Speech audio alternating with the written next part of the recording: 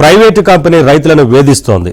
ప్రభుత్వం ఇచ్చిన భూములను దాటుకుని రైతుల పొలాల్లోకి వచ్చేస్తోంది. అన్నదాతలు లబోదిబోం అంటుంటే ప్రభుత్వాధికారులు కూడా పట్టించుకోవడం లేదు. మరిప్పుడు రైతులు ఏం చేయాలి? కోర్టే శరణ్యమా?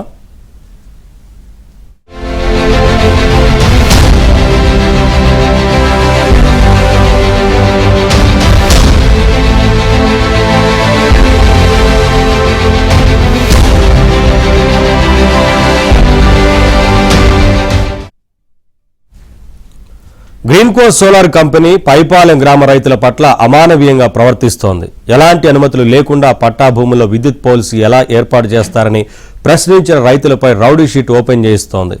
మా గ్రామంలో సోలార్ కంపెనీని ఏర్పాటు చేస్తే యువతకు ఉద్యోగ అవకాశాలు వస్తాయనుకున్నామని ఇలా రౌడీ షీట్లుగా ముద్ర వేస్తారని అనుకోలేదని గ్రామస్తులు ఆవేదన వ్యక్తం చేస్తున్నారు. ప్రభుత్వ భూమిలో సోలార్ విద్యుత్ ప్లాంట్ను ఏర్పాటు చేసుకోవాలని, ప్రైవేటు భూములు 1 సెంటు కూడా గ్రీన్కో కంపెనీకి ఇవ్వబోమని రైతులు తెగేసి చెబుతున్నారు.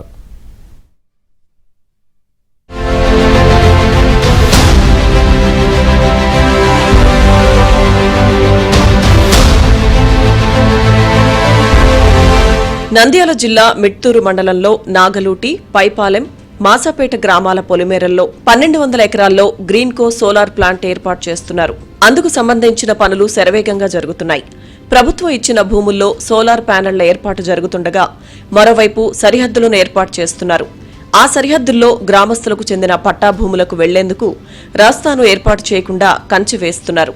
అలాగే విద్యుత్ పోల్స్ కు ప్రైవేట్ భూముల్లో ఎలాంటి అనుమతులు లేకుండా గుంతలు తవ్వుతున్నారు. అదేంటని ప్రశ్నించిన వారిని బెదిరింపులకు గురి చేస్తున్నారు.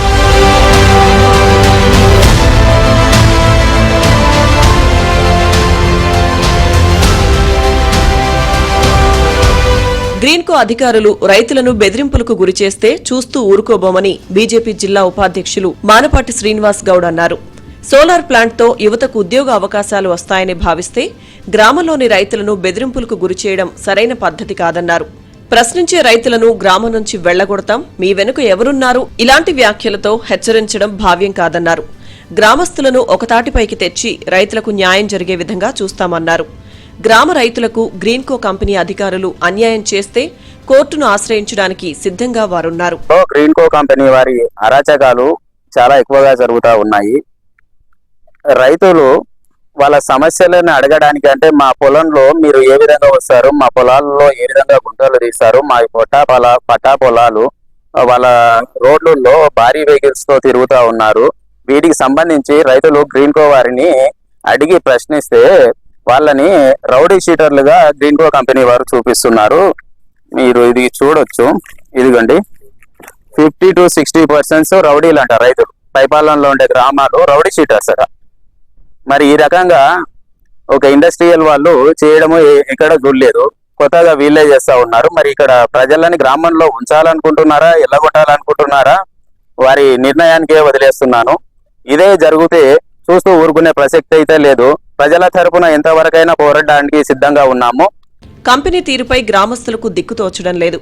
2 ఎకరాల పొలంపై ఆధారపడి జీవించే వారికి ఇప్పుడు ఏం చేయాలో అర్థం కావడం లేదు. తమ పొలాల్లో పెద్ద మిషన్లతో గుంతలు తీశారని వారు వాపోతున్నారు. అడ్డుకునేందుకు ప్రయత్నిస్తే డబ్బులిస్తామని సర్ది చెబుతున్నారని, ఇంకా మాట్లాడితే బెదిరిస్తున్నారని స్థానిక మహిళా రైతులు చెబుతున్నారు.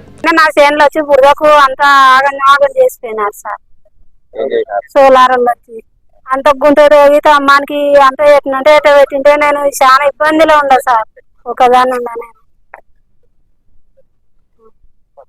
మళ్ళా 2500 పెట్టి పాటిస్తున్నా సార్. నేను సమ్మాలొద్దు ఏమొద్దులే సార్, నేను చేయను కూడా మా పొలంలోకి రావకండి సార్.